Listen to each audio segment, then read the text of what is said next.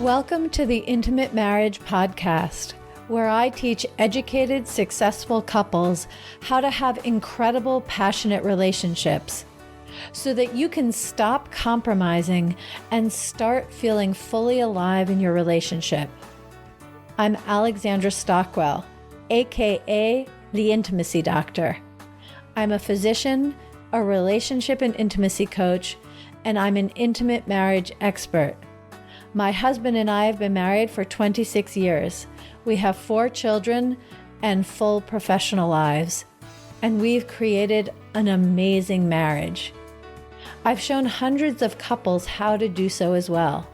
So if you want to deepen your understanding of your own relationship and learn to access new heights of emotional, sensual, and erotic intimacy, you're in the right place. I will show you how. Now, let's dive in.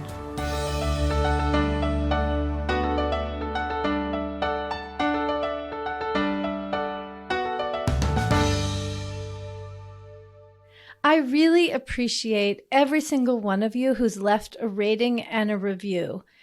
When you do that, not only are you communicating with me because I read everything and look at those numbers in order to learn from it and improve, but you're also contributing to creating more connection in the world, because when you leave 5-star ratings and reviews, then the algorithm on each of the podcast platforms makes the Intimate Marriage Podcast more visible to people.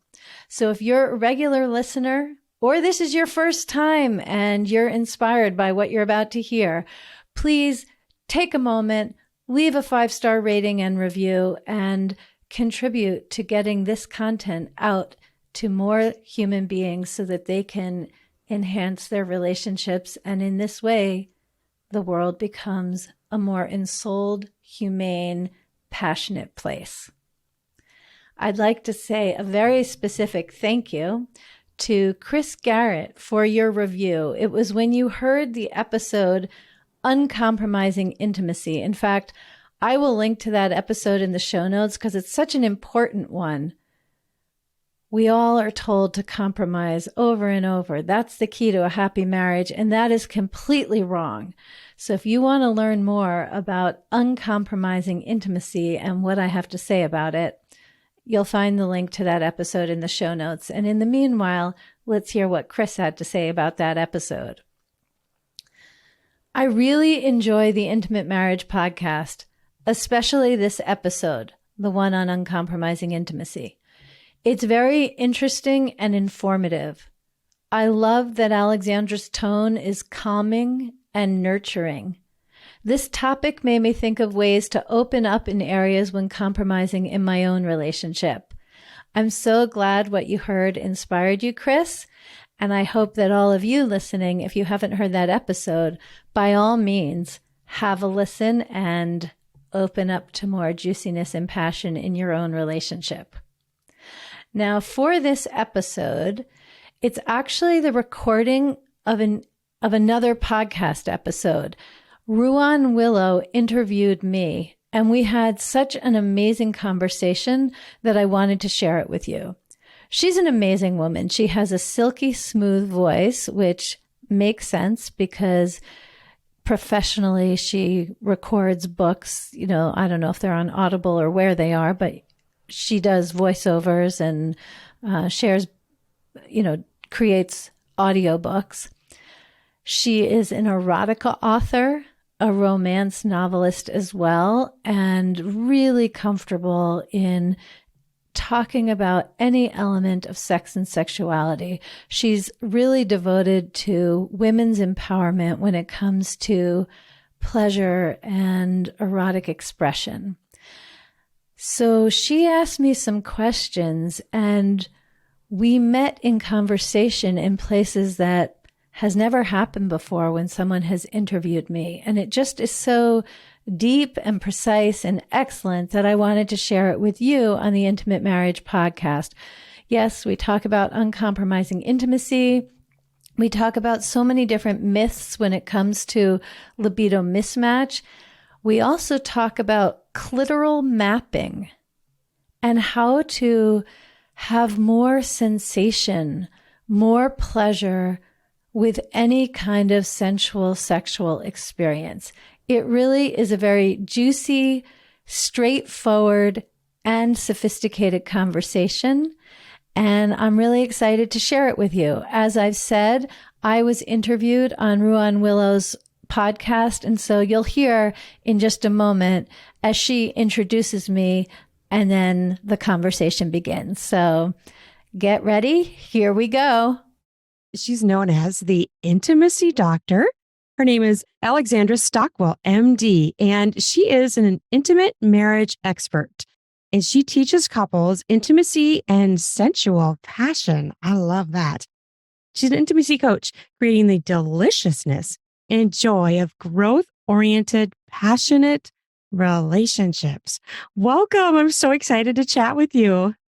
I'm so glad to be here, and I love the vibe of that introduction. Thank you. I love the whole thing. And one thing I have to say before we get started, I was, scrolling around on your Instagram, of course, and I love this phrase, marinate in your sensuality. I love that. Yes. Well, that gets to the heart of one of the important topics when it comes to pleasure, intimacy, erotic aliveness, that we really need to slow down. And so much in our lives has just gotten faster and faster. And in order to really experience sensuality, this is totally unrelated to clock time, because you can marinate in your sensuality for 2 seconds or 5 hours. But the point is that the quality of presence, and I think a lot of people talk about it in terms of mindfulness, but I find that a relatively dehydrated word. I mean, it's descriptive, so it's useful, but it's a little bit dehydrated. Whereas marinate in your sensuality, that's pretty juicy. It is. And what I love about what you just said, which I never really thought about, is it's true. I mean, you could do it for a second or you could do it for longer. And it's not bad to do either. Just the point of actually doing it is what's important. Yes, actually, one of the places that this comes up that I end up coaching couples on often is for couples whose lives are busy. Well, actually, let me just step back a little bit and say, I've been married for 27 years. My husband and I have 4 children. And when we met, it was the first week of medical school. And so the first 10 or so years of our relationship, we were in medical school with an exam every few weeks, sometimes more frequent than that. Then residency training, and we got married and had our first child just at the end of my 3rd year of medical school, and the second just before I did my internship. So what I'm trying to say is that we were both working 80, 90 hours a week. And I mean, I'm not talking about in terms of taking care of children, just the medical training. And so we got along beautifully. We had strong communication. We really were in love, but our sex was more what I would call functional. It wasn't bad, and it was happening, but it was nothing like what the poets describe or what you write about either. Right. And so I just assumed, well, it's, as many couples do, it's because we don't have enough time. And when we have time, we're going to linger in bed and expand our orgasmic experiences. I just thought the missing ingredient was time. Well, fast forward 10, 12 years, we're not working evenings and rarely on the weekends. And our children are kind of spread apart after the first 2. So we had a long phase without any babies in diapers. And we had time. And I found that actually our sex was pretty much the same as it was when we didn't have time. And that was a surprise and a kind of a revelation. Now, I was not a relationship and intimacy coach yet, but that was one of a bunch of different seeds that really directed me in my understanding as an intimate marriage expert. So that's the context. And what I like to say as an example is, if you think of when one for a married couple, I'm just going to use heteronormative terms, so I'm not tripping over pronouns, but if, let's say, one of you is leaving the house for work, you can just go, or from the door, you can say, I'm leaving, honey, bye. Or you Right. can go over and give a peck on the cheek. Or what literally can take 1 second, 2 seconds is you can go be with your partner, take a breath, be completely present, body, mind, and soul, and kiss on the lips. You don't even have to have a whole makeout session. You just need to slow down enough, marinate in your sensuality, have an erotic connection. Or if you don't want it to be that erotic because you won't be able to drive well when you get in your car, whatever it is. But the point is, you can drop into connection Sure. and then leave. And when you come home that evening, it's going to feel a whole lot more like reconnecting than finding your way back to one another. So it's really not about more time. It's about expanding the capacity to marinate, to be mindful, to drop in and really experience, have your minds, hearts, and genitals aligned in the moment and all three open to connect with your partner. Absolutely. I love that adding the genitals in there because that's not, sometimes people aren't going to say that, right? Like it's not, it's kind of taboo. Oh, you can't say that, like. Yeah, well, connecting with the mind and the heart and not the genitals, that's really not a recipe for Right. gratification in the bedroom. It just isn't. Those are essential, but Hmm. inadequate. They're Absolutely. prerequisites. I totally agree. But it's great to like just, put it out there and just to say it that way because I feel like often that's not paired with the others. Like they're separate somehow. Like it's, hush hush, that's over there. But no, they're really integral. They're all together. They're not separate. I love what you're commenting on because this, as you just said, it's not something that's spoken often, but in order to have really fantastic sex, especially in the context of a long lasting relationship, these things are a little bit different with a one night stand or dating where you really don't even have to know your partner's name in a case of a one night stand, and you can have a very erotically gratifying experience. But Right. when you have a life together, you wake up in the same bed, you have been together for years and decades. It's not possible to have a truly erotically gratifying experience on a regular basis without involving hearts and minds. But when we speak about connecting with our hearts and minds, it is possible to do that and just have basically a conflict free, passion free relationship if we are leaving our Hmm. genitals, leaving the hydration, the erections and the pussy juice or whatever language you want to use, Yes. there I'm not attached to particular terms, but if you're not bringing your attention there too, you really are leaving so much on the table and you're sort of wasting having a life in a body. I completely agree. I mean, that is just so true. And this is one of the things that drew me to want to write erotica in the first place is because I was writing romance and I'm like, it's just not a full picture. It doesn't have sex in it. And for me, the full picture, it's going to include sex. And it's not going to be this little dance around the door shut sex. It's going to be sex, sex, sex. It's going to be explicit. It's going to be in it. And you're going to know. So I totally understand that because I think it's true in life. And for me, it was true in writing and fiction. For me, I still, I do still write a little bit of romance of that nature, but it's just so much more full when it includes sex. Yes.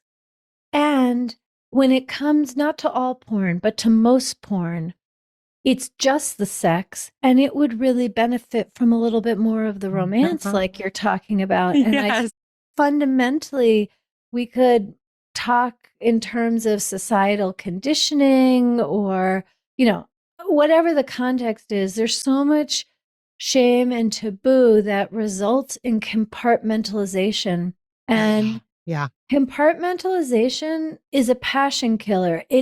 It's convenient, I Mhm. suppose, if you're having an affair. It's convenient if, uh, you know, there just are certain places where it plays out, but ultimately it's a passion killer. In fact, this is a good introduction to share one of the things that I'm always glad to have an opportunity to share with an audience. So thank you for making it possible with your audience.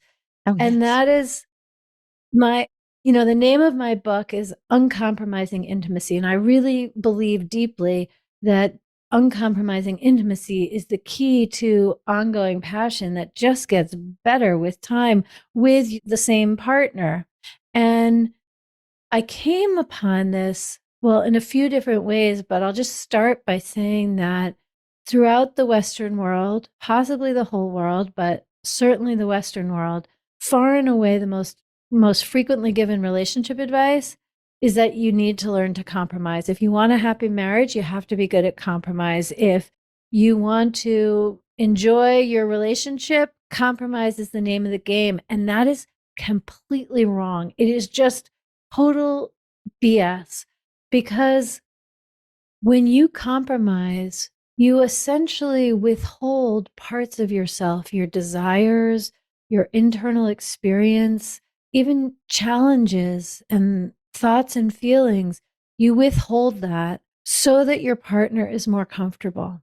And what that Mm. does is set one up for a bland, pleasant companionship, resulting in the epidemic proportions of conflict free, passion free relationships. But if you want erotic, dynamic, engaging, tender, vitalized passion, then uncompromising intimacy is the way to create that. And when I use the word uncompromising, I don't mean that you always get your own way. I don't mean that at all. Sure, sure. But I do mean that insofar as compromise is withholding who you are and to some degree so your partner's more comfortable, when it comes to uncompromising intimacy, you learn how to bring all of who you are in a way that your partner can receive it and ideally share themselves in the same way because it's, well, to tie it in with earlier, it's bringing the heart, the mind, and the genitals. It's bringing Mm. desires, it's bringing uncertainty, it's bringing who you are to the relationship that opens up the channels. Because when we get into the bedroom, if we've been kind of tamped down, numbed out, compartmentalizing certain parts of ourselves, there's no magic switch that we can then flip to be fully expressed and totally present and spread our legs and open our heart and have amazing experiences if throughout the day we've had a very different gesture. That is just really mind blowing because I feel like everywhere, yeah, you do hear that. You're like, compromise. You got to compromise. It's a compromise. Being married is a compromise. You hear that kind of stuff, and like for you to say to be fully expressed, and I saw this in your content, sharing the truth of who we are with our partner, the truth, not this watered down or ignoring this part of me because partner doesn't like this part of me. It's full. It's all. It's 100%. It's whole. It's not this. It's not Swiss cheese, baby. Like it. It's not Swiss cheese, baby. I should do a post like that, quoting you. It's not Yeah, Swiss do it.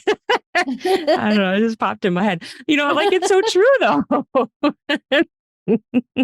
It I is. love that. Yeah. When we can learn to be whole with our partners, it means that we are whole with ourselves. I mean, I've talked about it in terms of not withholding and sharing with a partner, but that requires a certain amount of self awareness, self compassion, self acceptance, and courage, vulnerability, a kind of feisty spirit to go for it. So this is a very profound priority, and really it doesn't mean that you need to tell your partner everything. It just means you find the way for there to no longer be something that you can't say.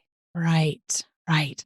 I think that's a beautiful thing. Like, it's kind of the difference between being conditional and unconditional with your partner, right? I mean, of course you're going to have your boundaries, of course. Every couple is going to have a boundaries, but still there is a difference between being conditional, unconditionally. I love you as a whole. I want you as a whole versus I don't like that. I don't like that part of you. Yes, and it is a very vulnerable stance to love unconditionally because there's no such thing as informed consent in that scenario. If you love Mm-hmm. someone unconditionally, it is not possible that you know them fully and love it all. There is inherently a risk that something is going to emerge that is very unappealing. And so the commitment to love unconditionally really is a commitment to grow together, to find where your own heart is closed and focus on opening it in order to receive that too about your partner. Do you find too that like when this happens, that people will reflect upon themselves and see why they're reacting a certain way or why does this bug me? Like it's just some sort of like eye opening thing where it really makes you look out at yourself. Absolutely. In fact, on my podcast, the Intimate Marriage Podcast, whenever I interview anyone, and I mostly interview couples, but even if I interview a single, I mean, whether they're single or not, an individual, I always say that I deeply believe that intimate relationships are the ultimate vehicle for personal growth. And Mm, then I ask each person, what have you learned about yourself as a result of being married to your spouse? mhm. Because we're so used to thinking about, what did I learn about my husband? But really, the much more potent and the question with the higher return is, what have I learned about myself as a result of being in this relationship? Right. Oh, absolutely. I can totally imagine that. I mean, and that really makes sense because you're reacting a certain way to something your partner said or has done. And you're reacting that way because of who or what you are, what your limitations are, or what, your blocks are, any of that stuff. Right. And sometimes it's just a matter of pivoting. Other Mhm. times it's a matter of, I ask clients this often, well, how would you like to feel? Like when that Mm, happens, or he does that, or she does that, or doesn't do that, whether it's sexual or any other part of life, how do you want to feel? mhm. And it's not a question we're often asking ourselves, but when you ask it and you answer it, then instead of focusing on what's not working, you can focus on how to create that feeling. And then, of course, there are the times when we have a block, and that really is an invitation to do some deep work, whether it's with a coach or a therapist or take up running for half an hour a day, whatever your preferred method of working it through. Mhm. So I'm sure you work with couples, right? So what do you do when you have people who maybe have different mismatched libidos? Like this is something that obviously you would have to accept in your partner because your libido is what it is. And but you still have to somehow mesh that and bring that about. And I know some people are fine with their partner masturbating, some people are not. Where are you in all of that? I love how you set up the question, and I think what you've just said is absolutely what almost everyone believes. So I'm going to start my answer intending to be very respectful towards you and just say that I think it's wrong. Your libido is not just what it is. And I think libido mismatch is a myth to a very large degree. But let me explain that. So, with libido mismatch, the idea is that one person has a libido that's however high it is, and the other person has a libido that's however low it is. And the idea is that the low libido person, that's just the status of their low libido, and the high libido person, that is their libido status.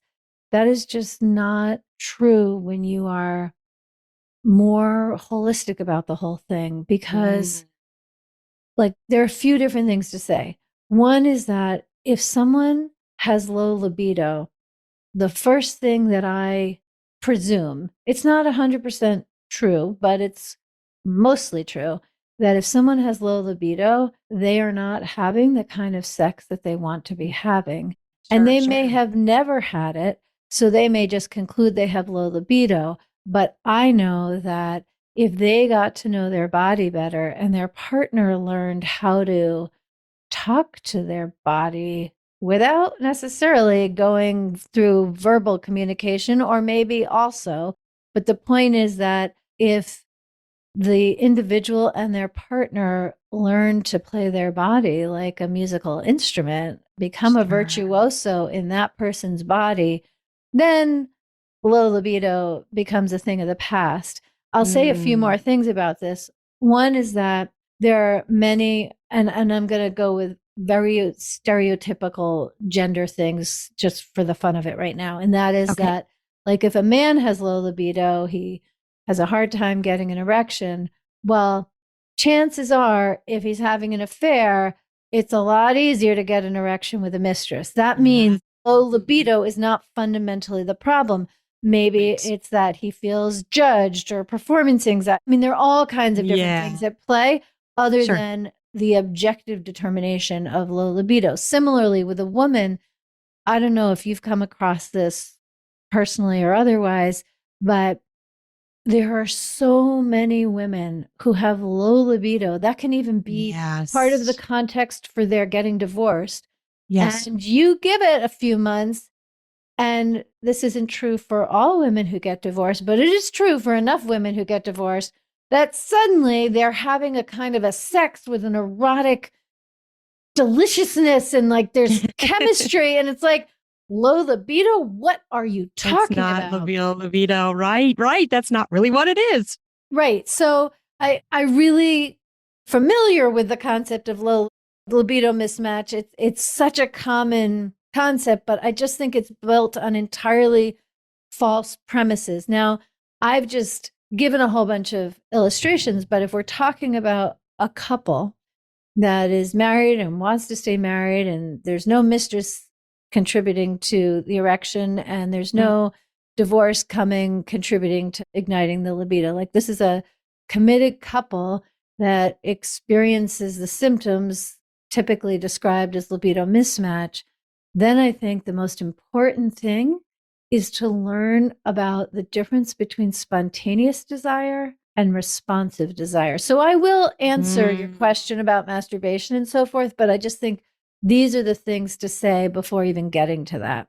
Oh, So yeah. I'll just define spontaneous desire versus responsive desire. Spontaneous desire is basically physiological desire. It's what any healthy, robust 16-year-old boy has, where you think about sex and you're ready to have it.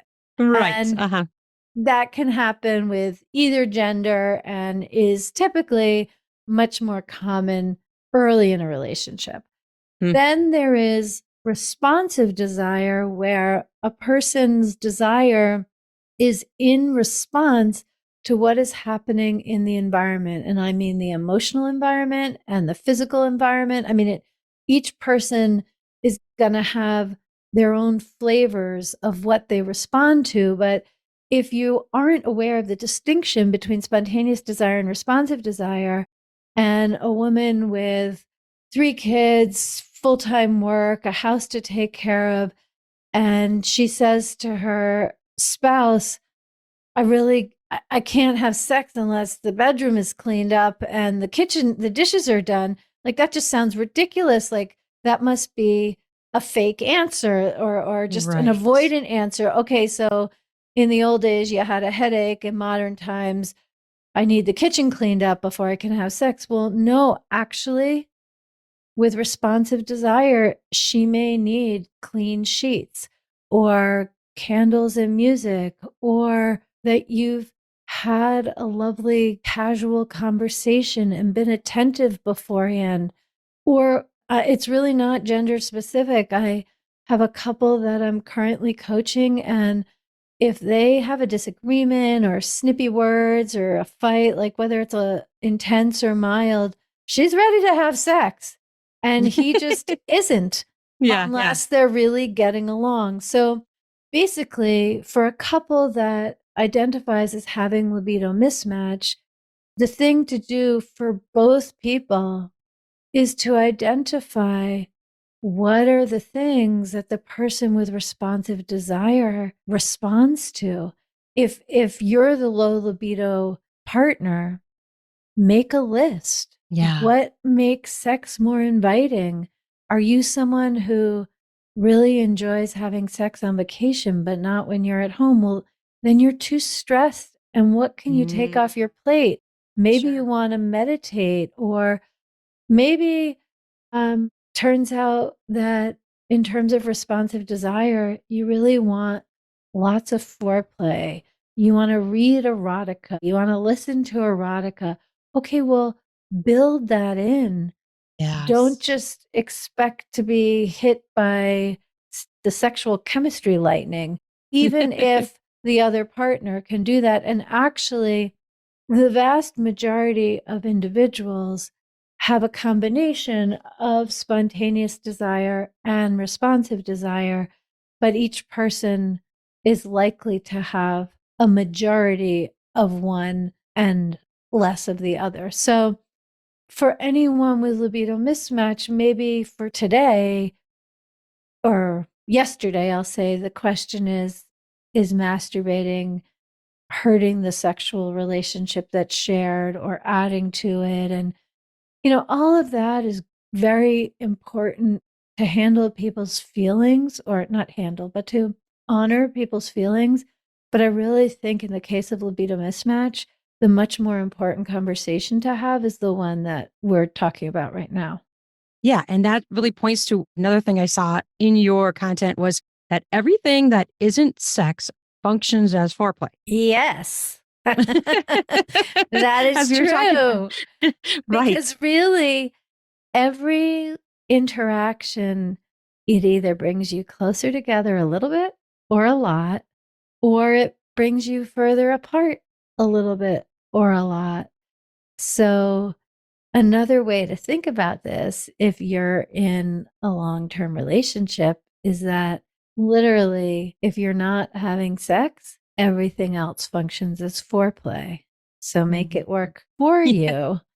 you, Mhm. whether you're the high libido partner or the low libido partner, because I'll just repeat to emphasize those are not static states. Those are dynamic, changing ways of being. And obviously, the thing missing, especially for these couples that get divorced and then the woman all of a sudden is like, her libido skyrockets, is yeah, the communication wasn't there. And they weren't talking about things, or maybe they weren't doing things. Like you said, the kitchen wasn't clean or whatever. So that's like stress and weighing on her mind. So she can't really even think about sex because all this other stuff is like this block. Yes. And for the woman you've just described, I think one of the simplest ways to describe the problem is a lack of attention, a lack of Yeah. feeling cherished, a Yep. lack of attention. And so, if you're a guy who's listening and you want to be having more sex with your woman, the question to ask yourself is not, when is female Viagra going to come to my home? It is, or, it's really, how can I give attention in a calibrated manner? I really need to add in a calibrated manner. I remember coaching a couple, and he was like an aeronautical engineer, just super, super left brain technical, Sure. and maybe a little bit on the autism spectrum too. Okay. Yep. Yep. So just really precise and follows direction, not very much nuance in his math science brilliance. And so with him, I was talking to him about being more curious with his woman and giving her attention and making room for her. But given his personality, as I've just described, he took that instruction and she felt interrogated on a regular basis. So Oh no, no. I just really want to emphasize calibrated attention, resonant attention. Often attention can be very potent when it comes in from the side, like when you Yeah. gently stroke the inner thigh before touching anywhere near the clitoris. There's Right. something that can really warm up. So it's not about putting a spotlight on your woman. It's about lighting a candle and lovingly looking in her direction. Yeah, it's not a freight train. It's not It he is came not in a like a freight freight train. train. Oh my gosh, that just brings up, yeah, that's a great image.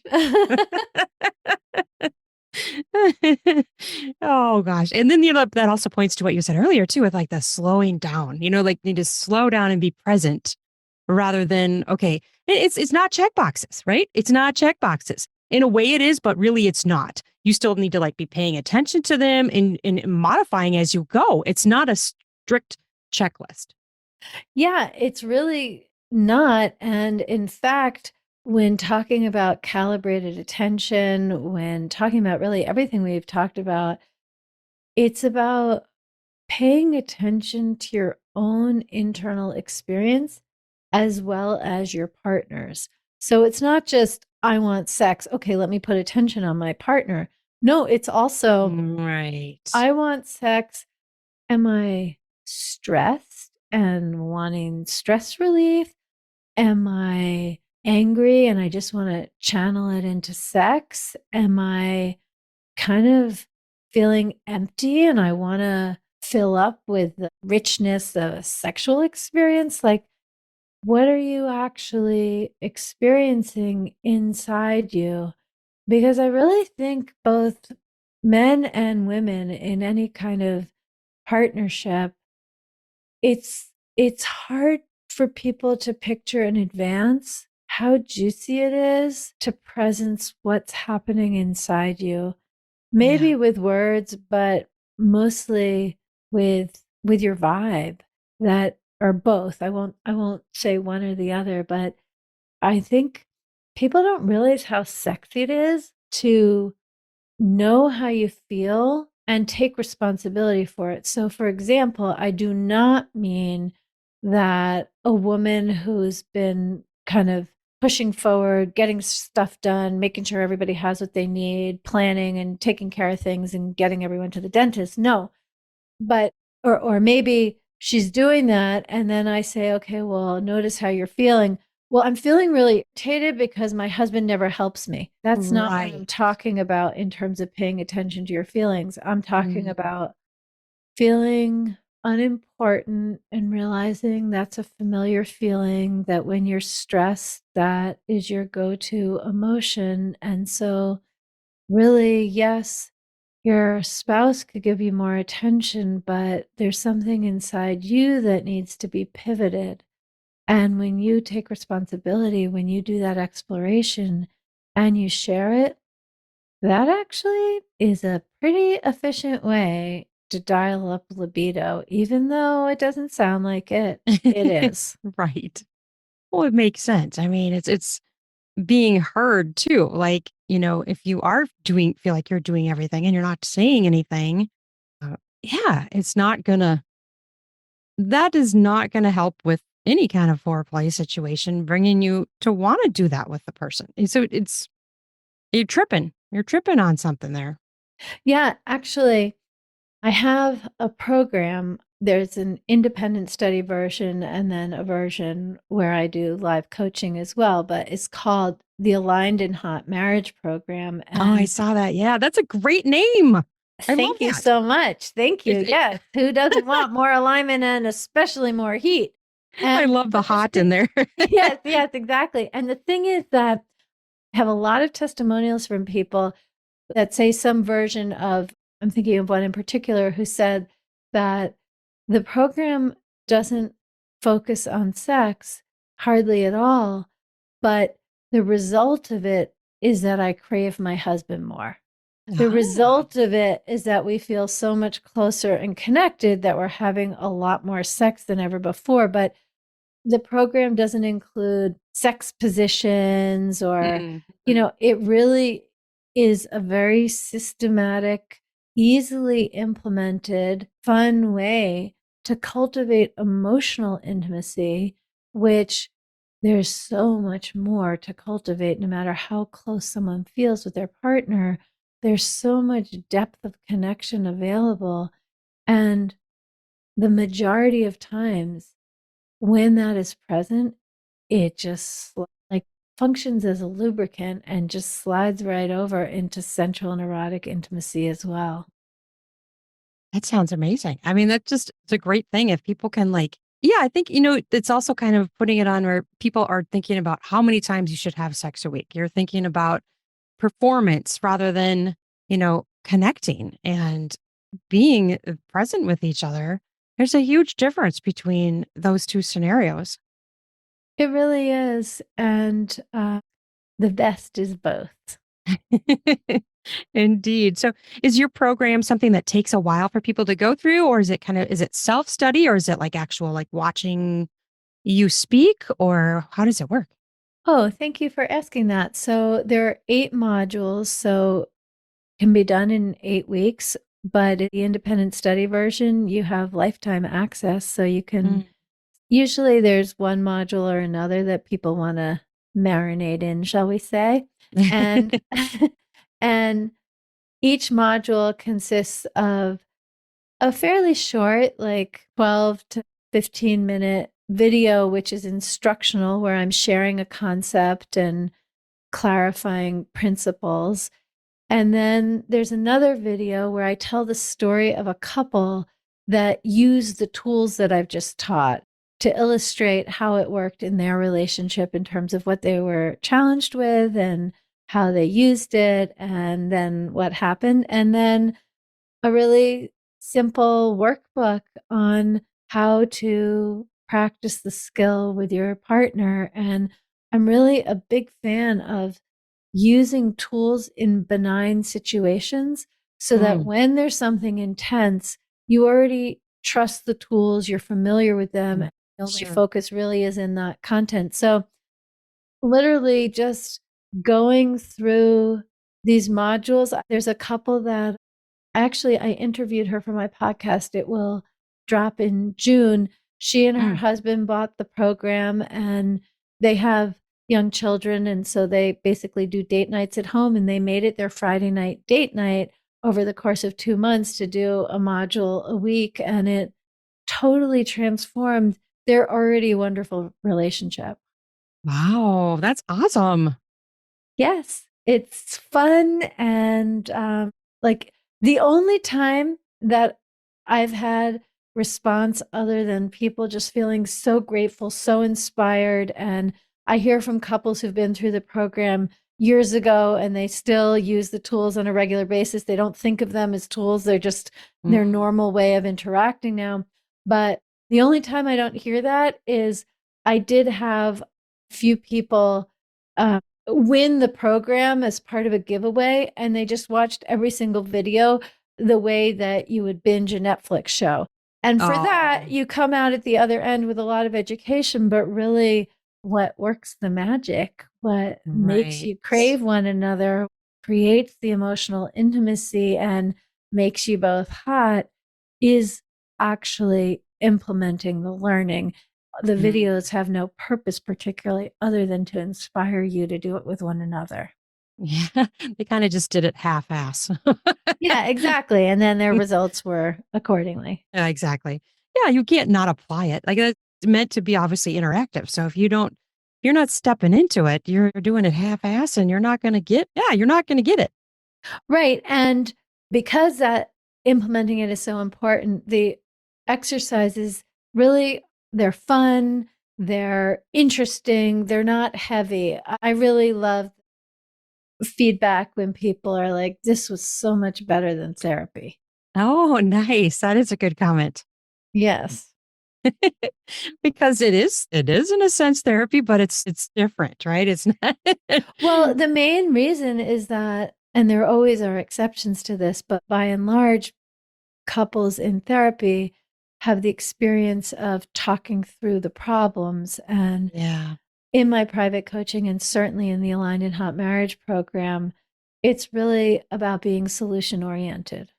Okay, sure, sure. Because I really think the main reason so many people are dissatisfied in their relationships or put up with good enough and compromise is because they've never gotten the education to do it differently. It's not because of some moral failing or some fundamental inadequacy, even though it can sometimes feel that way.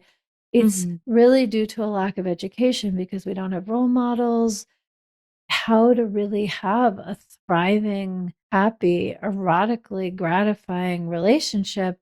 It's just not modeled in our families, in movies, in books, in magazines. Like, where do people get the education? And so, truly, once I understood that in a deep way, I just decided to provide the education in a very accessible way.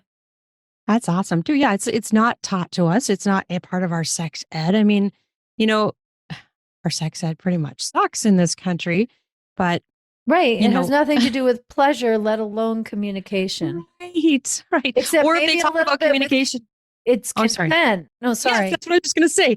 The communication is about consent. It's not about pleasure. But even the way those communication about consent modules are taught in sex ed, they are they're really depressing, and consent can be very sexy Oh, and yes. genuine.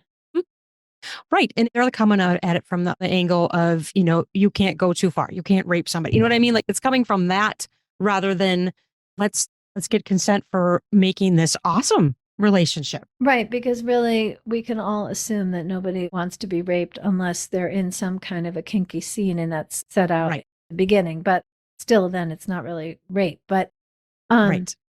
like we really need consent around, you know, if you're gonna have sex with a woman, if she's not wet, then Right. what are you gonna do to help create wetness? Because even when she's saying yes verbally, if she's Right. not wet, there's a physiological no that needs attention. Oh, exactly. And that is so not taught. I mean, like, I think there's even many people that don't even understand that when a woman is aroused, that there are actually physical changes that occur to her vagina, to her body that allow sex to happen. Like people, I think people, a lot of people don't even realize this. So basically, you're having sex when, if you're not speaking up or you're not turned on and you're still having sex, you're having sex when your body's not even ready. And that's just really sad. And that right there is a pretty surefire path to low libido because a Yes. feedback loop is not pleasurable or inspiring. Yep. I love that you talked about that earlier though, because like that's still like floating around in my brain, the whole high libido and low libido. It's more of a mismatch. And one thing I thought of too when we were talking about that is there's a sex coach that I've seen on Instagram that talks about if your wife doesn't want to have sex with you, might be because she's bored. And instead of the husband blaming her, like, well, you just don't want to have sex with me. Like there's some very well could be something else going on here. Yes, and this is a very complex, nuanced territory because plenty of times the woman doesn't realize what the situation. I mean, plenty of times a woman knows she's bored and that's why she's not Mhm. interested, but Right. or that it will be boring. But there are other times where if a woman has never had the Right. kind of erotic experience that you and I are kind of pointing to in this Hmm. conversation, we haven't explicitly described it, but we're speaking with that feeling present. If a woman has never experienced that in her own body or in her own body with her partner, then she may not realize that there's a whole exploratory journey worth taking to discover where her libido is hiding. And Yes. instead, she concludes there's something wrong with her, Hmm. or there's something wrong with him because he's so demanding, or probably some murky hybrid of both. And so, yes, if your spouse has low libido, you want to discover what you can do to make sex more appealing, not in a manipulative way, in a very honoring way, either before sex happens or when it's happening. And if you're the one who tends to say no, or you've said no so often that your partner has stopped asking, Yeah. it is your job to discover, and maybe you discover that on your own Right. first. Hmm. Play with different things. In fact, I just created a course for Daily Om. It's not available yet. I'm not sure exactly when it will be available, but guiding women to discover where there's more turn on for themselves. Certainly, listening to erotica is one Oh, magnificent yeah. way. And if that's the Yeah. case, you know, let's just say a woman has low libido, quote unquote, and she's turned on by listening to erotica. Okay, so do you want to make a plan to listen before the two of you are together? Do you Exactly. want to listen to it with one another and let both of you see how it affects you? This really, I'm not listing all the options. This really is an invitation to an infinite number of possibilities that can be approached at whatever pace would be delightful. It can be a little bit edgy, but don't push too far that you end up shutting down because it's too much of a stretch. Like Yeah. everything that we're talking about in discovering how to initiate and inspire responsive desire, that can be done in a very gentle way. It can be done full on. Really, I'm saying all of this to make it clear that the path is a worthwhile and inviting one. Absolutely. And I think too, another thing that women need to do, if they're not orgasming, or maybe they've never had an orgasm, they don't even understand what all of that means. They need to explore. And I think a great way to do it too is incorporating sex toys. You know, you when I was talking to, have you ever heard of, I think her name is Lori Mintz. Have you ever heard of her? Yes, yes, yes. Yes. And one of the things she was talking about to me when I interviewed her was that doesn't believe in the orgasm gap. She believes that women aren't necessarily stimulated the right way. And I really do believe this because I have toys that can make me climax within a very short time. Like I'm talking 30 seconds to 2 minutes. In this whole discussion about there's an orgasm gap, orgasm gap, orgasm gap. Is there really? Or is it she's just not getting the stimulation or the whatever, the foreplay or the drive or the arousal that she needs? Yeah, it's so great. And you know what? I love what you've just shared because it's basically looking at the fundamental physiology, like the Yes. anatomy of Yes. the myth of the orgasm gap, and the way that I talked about it in terms of the myth of libido mismatch, that's more in the desire and initiation and interest territory, but it's part and parcel of the same phenomenon that really the root to great sex is getting to know your own body Mhm. and sharing what you discover with your partner and inviting them to make their own discoveries as well, and vice versa. Right. And I feel like, I've heard stories of this. I've had a lot of coaches on here and stuff, and they'll tell me things like, I had this woman come to me. She's had, 5 children. She's in her 60s and she's never had an orgasm. And like, what? Like that's just so disturbing to know. And it's really sad, but it's out there. There are people out there that are living that and don't even understand what an orgasm even actually feels like, what happens to their body, or how they can get themselves there. Yes, there are so many women in that circumstance. And I would add to that that because male genitalia are visible and we Mm, are very familiar with the sexual arc of men and penises and ejaculation and all that stuff. And there's a lot more variety than we commonly think. But in any case, we're all mm, familiar with how that works. And we associate orgasm in the case of a man with ejaculation, although there are men who can separate orgasm and ejaculation. And right. when it comes to women, we think of orgasm as being equivalent to what we see when a man Yeah. ejaculates. Not necessarily because there's fluid coming out, although obviously there sometimes is, but more just that that flavor. And when it comes to a woman's body, there is so much more variety. And even the definition of orgasm, I mean, we can define it as blood rushing to the genital. Like we can have an anatomical, physiological definition, but in terms Mhm. of a woman in her body experiencing orgasm, there definitely are times where women are, their perineum is pulsing and Mhm. there's a lot of lubrication, and she doesn't think she's having an orgasm because it doesn't have that drama and that sense of climax that we can see when a man ejaculates. But Mhm. that technically is still orgasm. It's still contractions throughout the genitals. It's still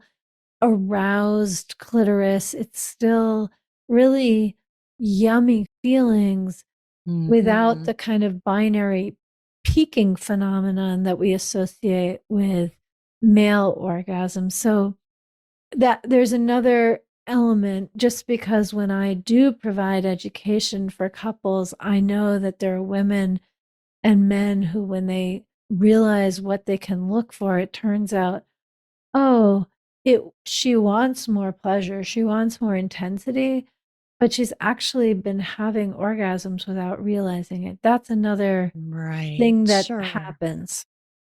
I can appreciate that too. Cause yeah, anything, there's different levels, there's different intensity Yes. of orgasms. And it doesn't mean that the small ones aren't an orgasm. Yeah, I mean, let's all have bigger ones, but not knock the little ones.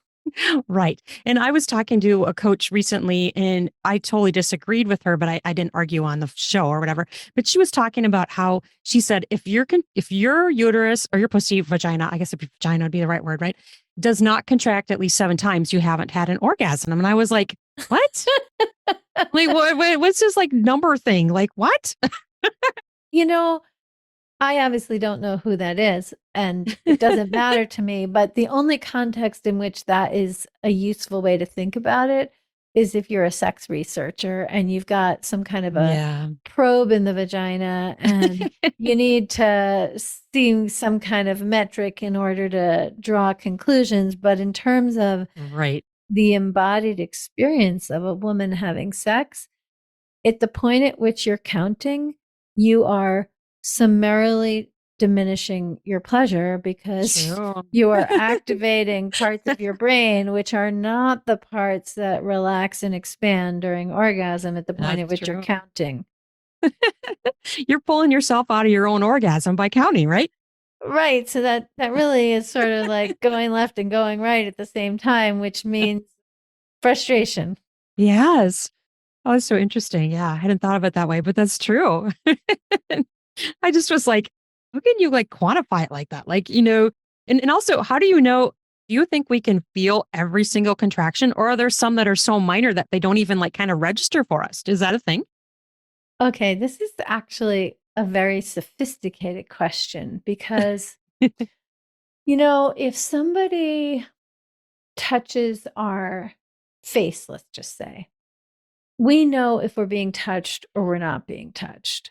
Right. If someone touches our hair, if we're not bald and we have a thick head of hair, someone can Hmm. touch our hair and we don't necessarily feel that exactly.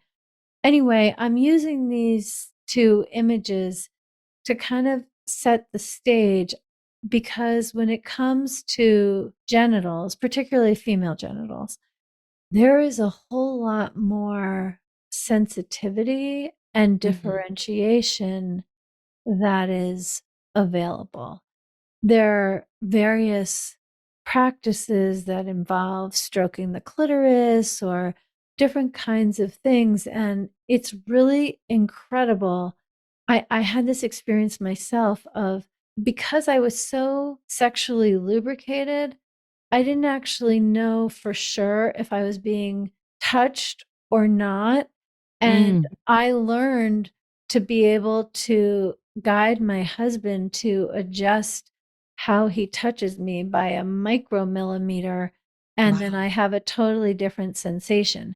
But when I started this one of the sexual practices we have, I really didn't even know whether or not he was touching, or you know what? It's not so much whether or not he was touching me, but because of the training that we did, he learned to touch me wearing gloves.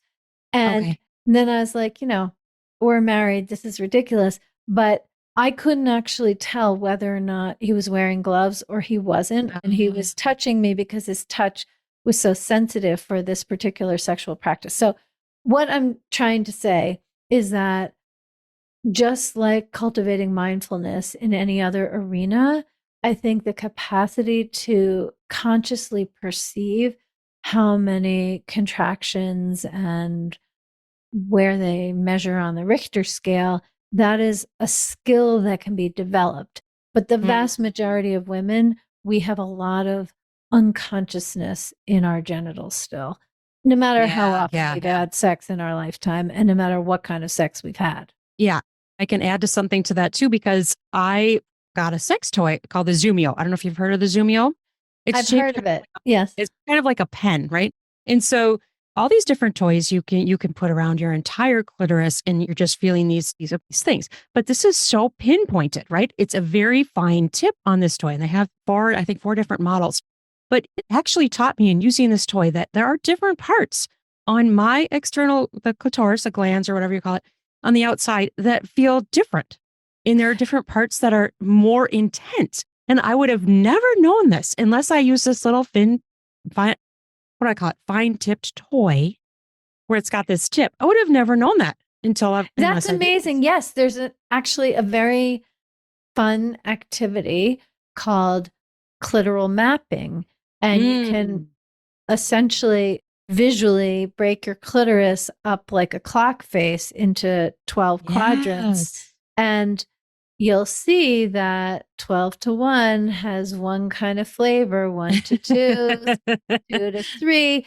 I mean, if someone is listening and you want to start, I recommend you just start with 12 o'clock, 3 o'clock, 6 o'clock, and 9 o'clock. And Sure.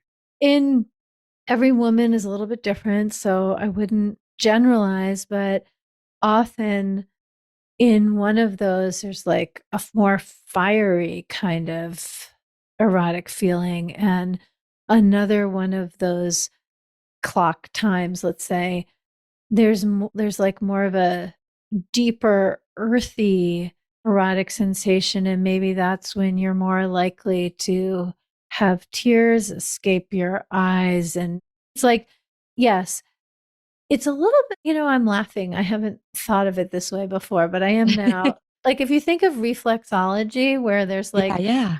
you can touch different, I mean, I'm not an expert in this, but I know the principle where you touch different parts of the foot. And in Chinese medicine, it's supposed to correlate with different parts of the body. And I think the ear, Mhm. similarly, like an acupuncturist will, Yeah. put a needle in different parts of the ear in order to access different parts of the body. So I'm not saying either of those with any kind of precision, but using them more as an analogy that on the whole clock face of the clitoris, there are many different flavors of feminine orgasmic energy. And so if you practice paying attention to each one in the way that you've just described so beautifully, then you become aware of sensations which are all kind of more mushed together and less nuanced, more generic if you just have Mm, the pad of a finger touching the entire clitoris all at once. And so the question of, can you feel all of the contractions? Well, they can be happening, but whether or not our mind can differentiate yeah. and distinguish, that Right. is an ongoing sexual mastery path. I think it's very exciting, though, to think about the fact that we as women can explore this. And this is probably just the tip of the iceberg. There's so many other parts of the clitoris that we don't know about, we don't understand, and we don't pay attention to. So we are not learning these things unless we do things like we were just talking about. And other thing I want to Yes. say is too. Sorry. I just want to interject if you don't mind. Yes. That's not Yes. the only part of the genitals that are like that. There's all Yeah. Yeah. kinds of areas inside the vagina as well. But please go ahead. No, I was just going to say, kind of like it makes me think of the difference. We were talking about how, is stimulating the entire clitoris as a whole versus Mhm. in parts. It's kind of like you thinking of, you're immersing yourself in a hot tub. You're like, oh, it just feels good all over versus getting a massage that's like all these different intricate parts of your body. And so I think we need to Great approach our analogy. we need to approach sexuality this way, right? We need to be doing it, yes, looking at it as a whole, but we also need to be breaking it down. We need to be slowing down and looking at all these different parts and stimulating these different parts and paying attention. What do I feel when I do this? What do I feel when I do that? And we don't take the time to do that. And we are missing out big time if we don't. Yes, and I think it really depends on where any given person is on their sexual journey. Because Yeah. if you're just sitting in a chair, then getting in the hot tub is the most Mhm. relaxing, wonderful, sensual experience. And if you are in the hot tub often, well, get some really cool massage and try different Mhm. kinds of Swedish massage and Thai massage and hot stone massage and get to know your, yeah. Yes. So I really just think it's like wherever anyone listening, wherever you are on your sexual journey, is a wonderful place to be because Mhm. there's always a next step to take that's right sized for you, that offers expansion and more wonderful experiences with perhaps some awkwardness and fails along the way. But really, wherever you are, nobody has exhausted what is possible in the way of pleasurable sensations in the human body. No one. And just don't sit out. I guess that's it. Don't Yeah, don't don't put sit yourself on the out. Get in bench. the game. Yes.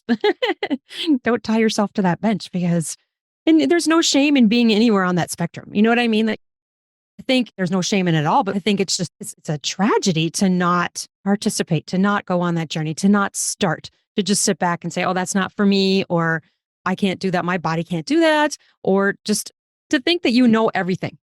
There's You so many know, things you don't know. I agree. And you and I, with a very straightforward manner, can say there is no shame. And it could be that for somebody listening, the next right step is to listen to all of your podcasts and listen to all of my podcasts, because Yes. actually the first thing is to Hmm. let the shame wash away and normalize the kinds of things we've been talking about. And if Yeah. you are listening and you hear, there's no shame about that, and you're like, wherever you are listening, thinking, right on, then get in the hot tub. And if you got in with a bathing suit, take your bathing suit off. Exactly. Love that. So very true. Well, this has been so much fun. This has been amazing. I've loved our chat. It's been so great. Is there anything that you haven't said that you wanted to mention or explore or expand on that we haven't done yet? I've loved our conversation too, and I appreciate that question. And the one thing that comes to mind is that we've kind of touched on it, but I want to just say it super directly. And that is that having a fantastic relationship is a learnable skill. And I mean that in terms of relationship dynamics, and also having a fantastic sexual relationship is also a learnable skill, no matter what the situation is, as long as that's something that you both want. It's a learnable skill. So if you don't have what you want, or you want more, don't think you're stuck. You're not. It is a learnable skill. And all of my programs and my book, Uncompromising Intimacy, are intended to provide the skills. And this podcast certainly does. And there are many other ways as well. So if you don't have the relationship you want, it is a learnable skill. And your next thing is to become a student. Beautifully said. I love that. Absolutely.